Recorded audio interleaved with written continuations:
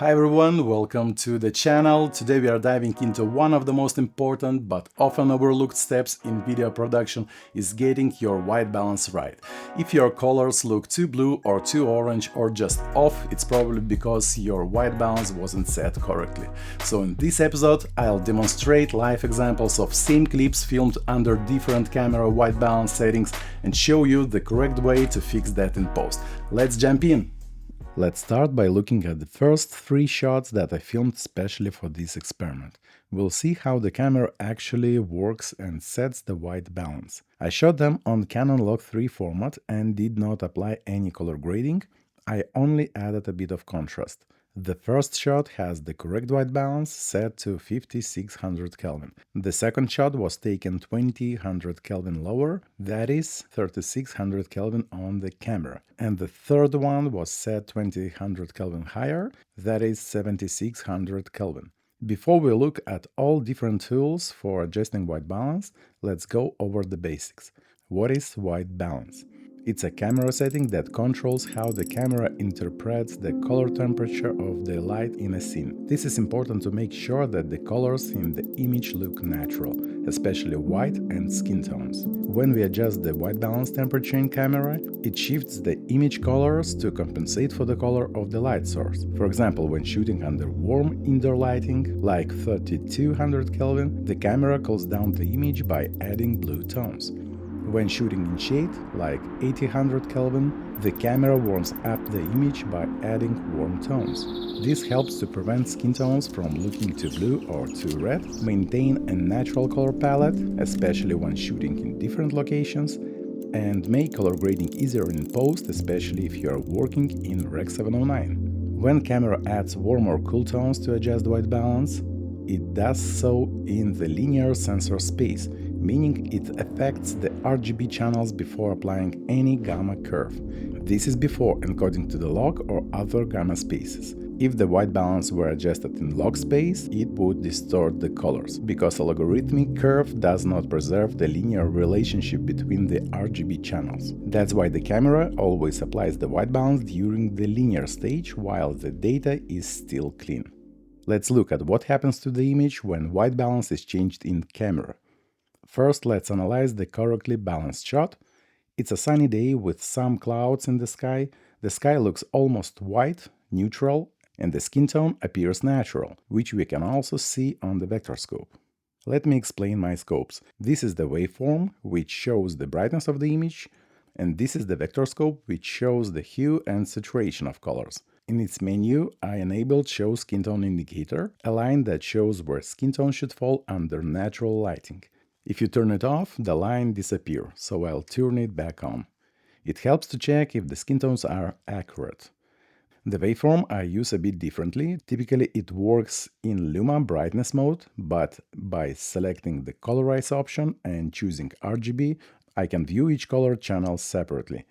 This lets me understand the recipe of colors, what RGB values make up a certain tone, and then adjust accordingly. For example, skin tone. On the waveform, red is the highest, green is lower, and blue is the lowest. This mix gives us the orange skin tone. Next, sky. All 3 RGB channels are equal, which means it's neutral. And my shirt, blue is slightly higher, green lower, and red is lowest. It's correct too, because it's a shadow area and it should be a little bit cooler.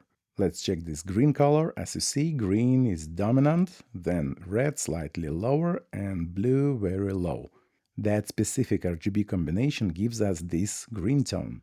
Understanding this and using these tools makes white balance correction much easier, especially in post-production. Now let's look at the other shots. The cool blue shot with incorrect white balance. The sky looks bluish, meaning blue dominates. The wall image has a cold bluish tint both in shadows and midtones. Next, this warm shot. Notice that in the bright parts of the sky, the camera didn't add as much warmth as it added blue to the cool shot. These bright areas remain almost neutral. They became a bit warmer than in the correctly balanced shot, but not drastically. The main change is in midtones and slightly in shadows. So what tools should we use to achieve the best white balance correction? There are several, but I'll show you the correct one.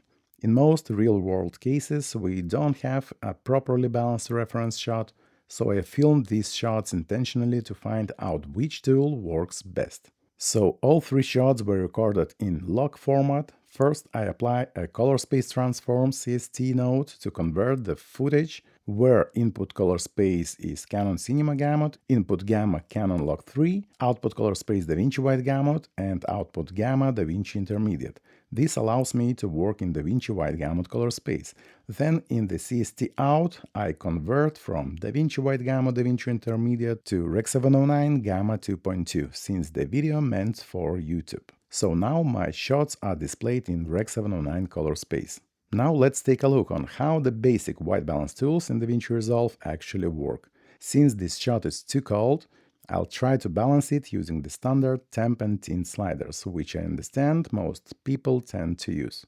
I grab the temp slider and push it towards the warm tones. As I see, the sky in my shot has become neutral, meaning white. All three RGB color balls have merged, but everything else, the midtones and shadows, still appear cold and blue. Let's compare this with the properly white balance shot and this one. Okay, let's continue pushing further and add more warmth. Now I'm focused more on midtones and skin tone, but as you can see in the shadows, the blue isn't compensated. The shirt is still too blue and the sky has gone into warmer tones, meaning it's too warm now. I can try adjusting tint, but that only affects the green channel, and here it doesn't help much. In fact, we haven't fixed the white balance. The reference shot is neutral, but this one looks like with a blue-yellow cast. That means this adjustment is working incorrectly. Let's try the next adjustment available in DaVinci, found in the HDR wheels. At the bottom there are temp and tint again. They work slightly different, which I'll explain more precisely later, but I'll do the same action, pushing my image into warm tones. As I see, my sky neutralizes and becomes slightly warm, but overall the image still remains cold. So this method also doesn't work for this situation. Again, let's compare with the proper white balance. So we are totally off. Okay, let's clear this node. Next, let's try currently the most popular method you'll hear about on YouTube, the linear gamma. In the node settings, I switch to gamma linear. Then in the primary wheels, the gain wheel serves as the white balance control. Let's see what it gives us. Again, to get rid of these cold tones, I have to push everything into warm tones. What have changed? Just like our previous adjustments, we mainly affected the brighter tones, but the midtones and dark tones remain cold. Let's push further into warm tones. I'll try to adjust so the skin tone isn't so blue. Look at what happened. Bright tones run into warm, while the skin tone and dark tones remain bluish.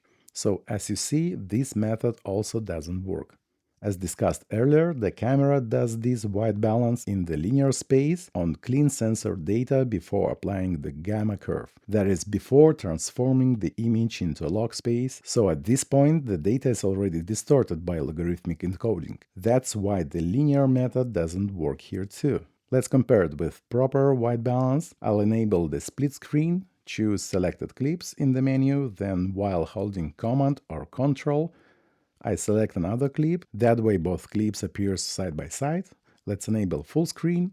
Here's what we've done with the linear gamma. It became warmer, seemingly better, but still wrong.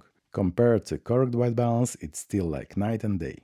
Conclusion: when adjusting white balance, we must impact not just the bright areas, but also midtones and slightly the shadows. I'll reset this node. Now let's move to this image and I'll show you why these tools don't work for us. It's a simple gradient from black to white. For this demo, I'll leave only the waveform and clearly show what it displays. I'll place it directly under my image.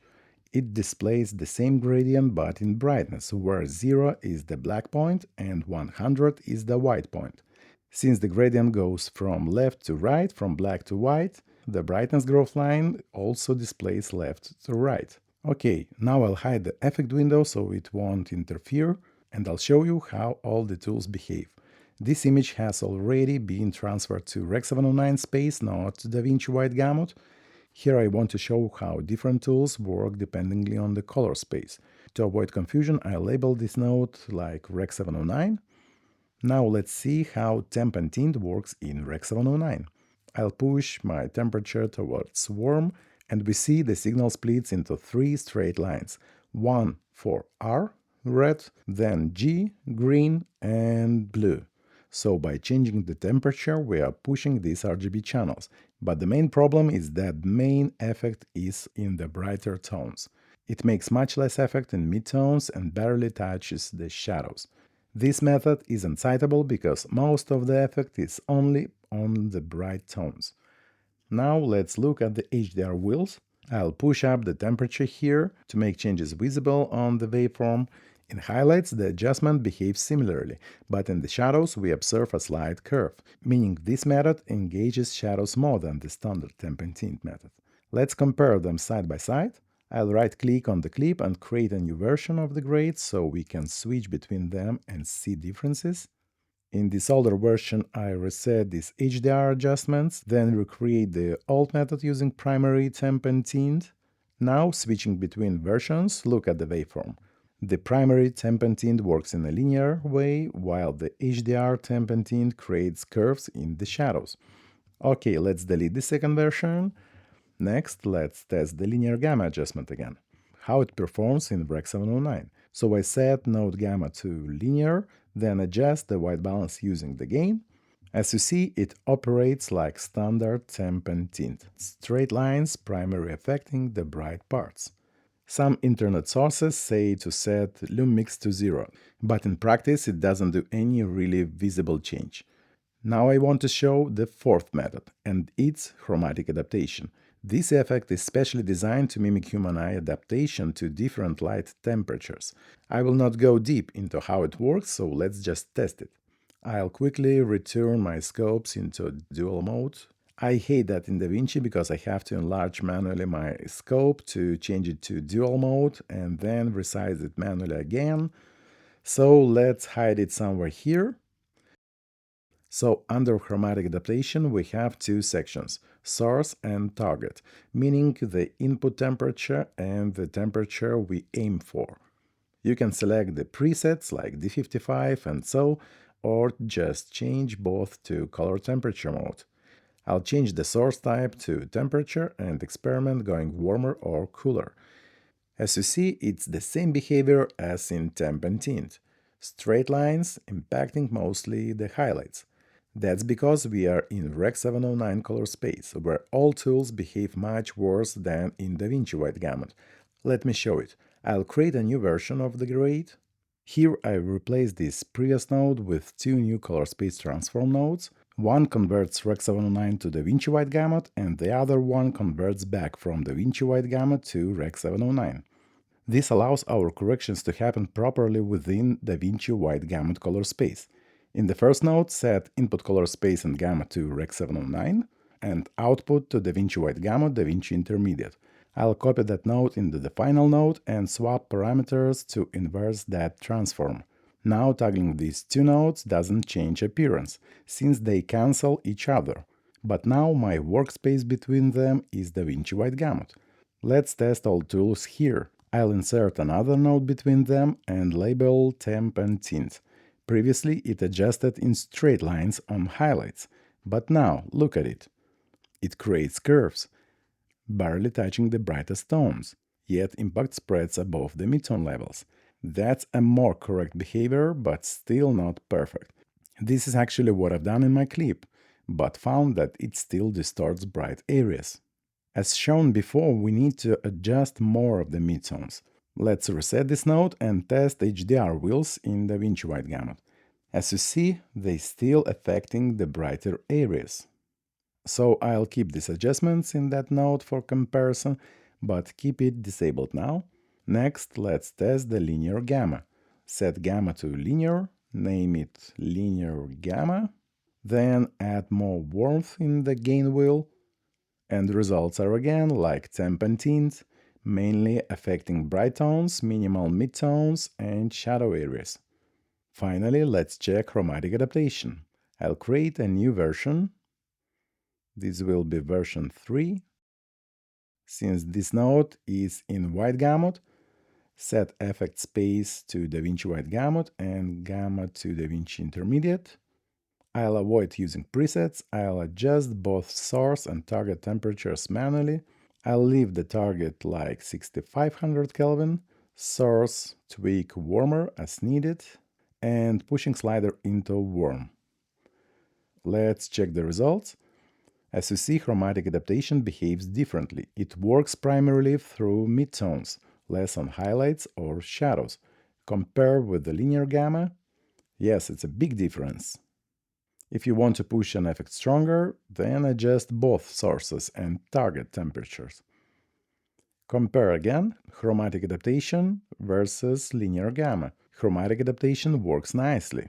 Something like doing that manually with gamma wheel and maybe a little bit of gain, but manual wheels are time-consuming and not recommended, especially for beginners.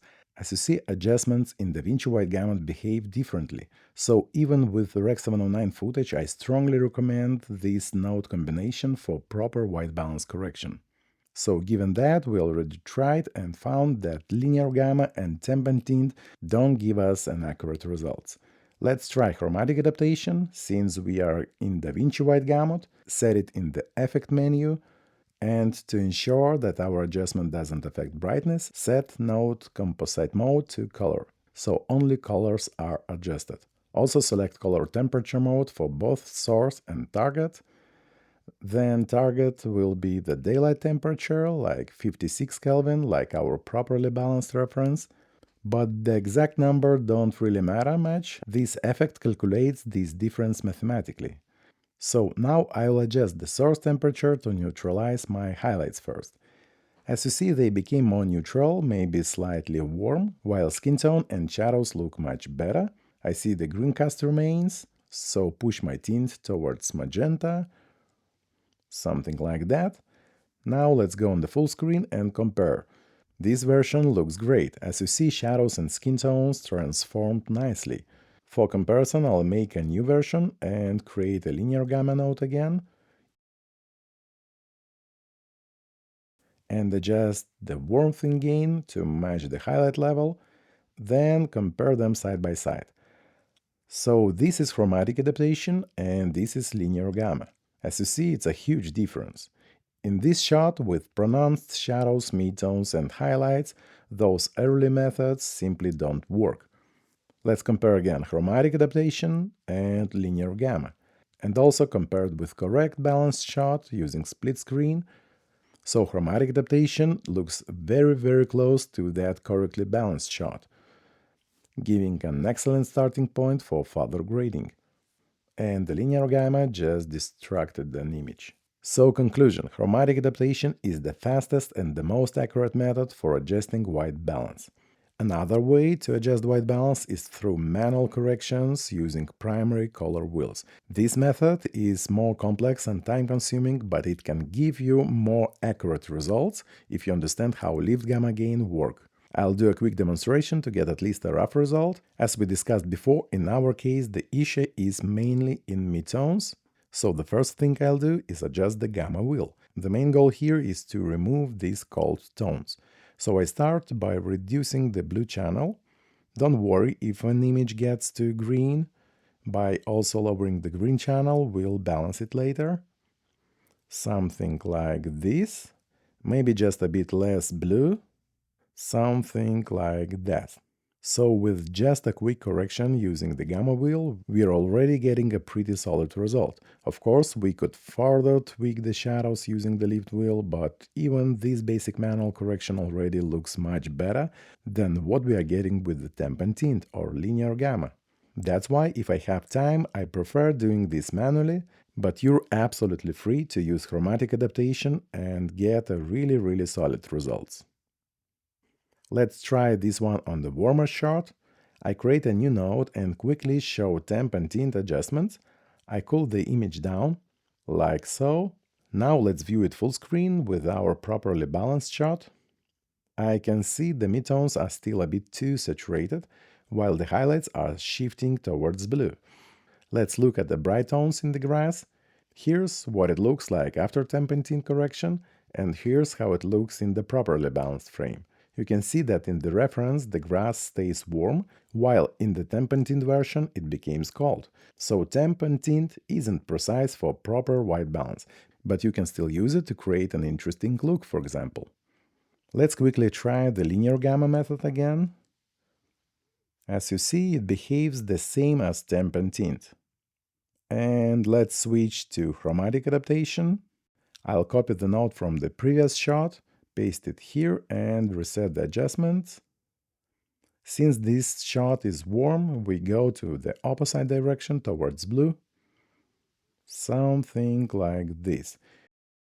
Visually, it looks much better already. Let's compare before and after. As I see, the shadows have become cooler, skin tones have normalized, and the highlights haven't gone so much blue like they did with the temp and tint and linear gamma methods. Again, comparing it to the properly balanced shot. Yes, we are very close. Now, when you go from warm to cool, red tones always stay a bit more saturated. We can see that in this shot, but this is easy to fix using the saturation slider. I slightly reduce the global saturation and it's fine. Let's compare again with our reference. Everything looks very close. This is what we got when using chromatic adaptation. In any case, chromatic adaptation works much better than other methods. Now let's take a look at a few other shots captured in different lighting conditions. Here we have a woman sitting in a hall. This clip has a correct white balance and it was shot on Red Komodo, currently in ProRes 42, that is 10-bit file, not RAW, so I cannot change temperature and camera raw settings. Now here's a similar shot but with different incorrect white balance. I don't know the exact color temperature difference, so let's try different white balance correction methods and see how they perform. These clips are converted using color space transform already from Red Wide Gamut to DaVinci Wide Gamut and then to Rec 709. So again, we are working in DaVinci Wide Gamut color space. I've only slightly increased the contrast. I create a new node and start with temp and tint adjustments. In this clip there's a white color, so I use it as the reference to get a proper white balance. It still looks a bit too blue, but now I want to show you some tools I use. These are custom-made indicator LUTs I developed. I create a new node at the end of the node tree after Rec 709 conversion and name it White Balance LUT. Then I go to my LUTs folder and select the White Balance Indicator LUT. Double-click to apply it. Don't worry by these strange colors, that's exactly what it's supposed to do. This LUT splits the image into 4 colors: yellow, blue, green and magenta, showing which color dominates each area. Let's say I want to make this color white. With the LUT turned on, I can see the color is dominated by blue. So in the node before the LUT, I reduce the blue tint using temperature slider, until the color becomes white. Let's zoom in. I can already see it became more neutral, but I also see magenta tones, so I push tint towards green too. Maybe reduce blue just a bit more, like so. Now I disable the LUT, and what do we see? The color is now white. We have balanced that part of the image, which you can also see using the waveform, where all 3 color signals merge into a white line. So this LUT helps identify neutral areas in the image. Let's check the corrections before and after, and as you see, the color became clean and white. The advantage of this LUT and all other indicator LUTs is that they can be used in DaVinci Resolve, Adobe Premiere, Final Cut Pro and even Photoshop. There's a full guide on my website about how to use them in each program and what each LUT is for. I also have LUTs for the perfect skin tone, exposure, saturation, and so on. And I personally use them on an external camera monitor while shooting to make sure everything is right on set. So after finishing the correction, I disable the LUT. I no longer need it. At this point, we've achieved the white color, but the skin tone and the rest of the frame still look cold. Let's compare it again with the properly balanced clip. Yes, once again, temp and tint doesn't do the job properly. Let's check the linear gamma method again and try to balance the image. I'll turn on the LUT once more just to see what we are doing and adjust it to get neutral white color. Something like that, maybe a bit less blue. All right, Let's turn the LUT off and see what we've got.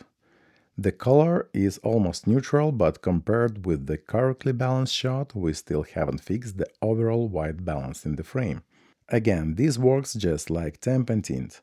Skin tones remain cold, and so do the shadows. Let's try chromatic adaptation again.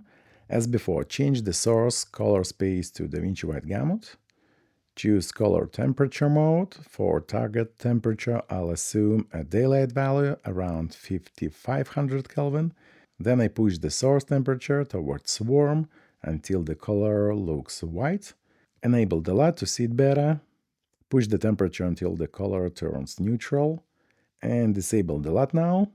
I see that skin tones have a slight green tint, so I push tint towards magenta a bit. Something like this. Now the color looks slightly warm, so I'll pull it back just a bit towards neutral. So visually it looks great now. Let's compare it to the correctly balanced clip. Very close. The image became slightly darker because I didn't change the composite mode of the node to color, so it also affected the brightness. That's fixable. Also, reds can become slightly less saturated when correcting from cold to warm. That's easy to fix in the later nodes. Same with the shadows, they are slightly cooler in the reference. But the main important thing is that we have created a really solid base. Now let's move to the final shot. This was filmed on Blackmagic 6K. This version has a proper white balance, the second version is off, but it already looks cool, like it has a final look applied.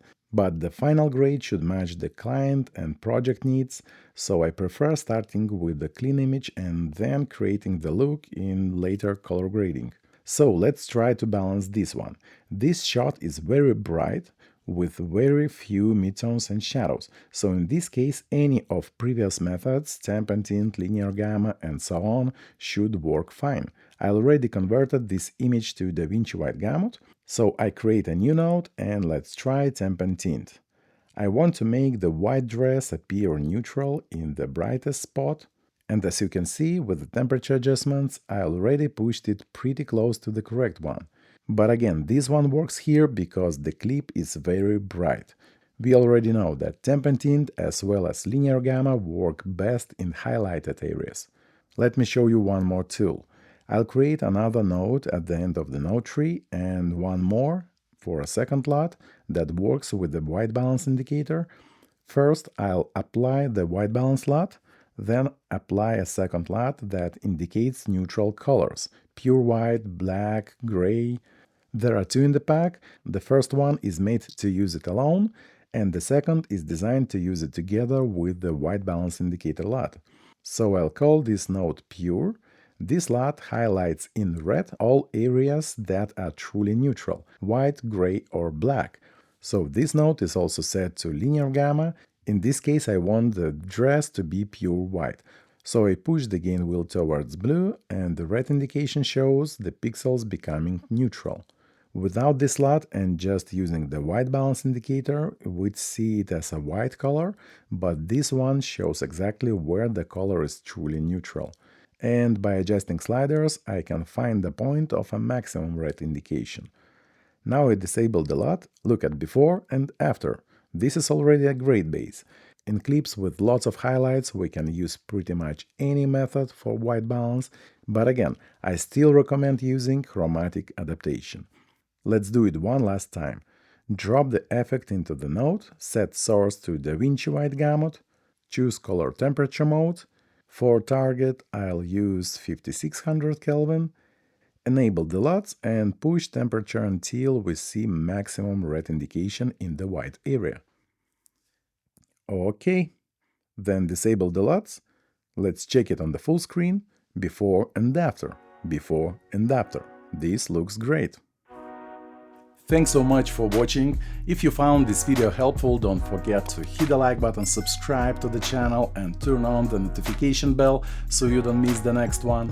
And as always, drop your questions or thoughts in the comments. I really love hearing from you. But now, always keep the correct white balance in your projects and I'll see you in my next one. Bye!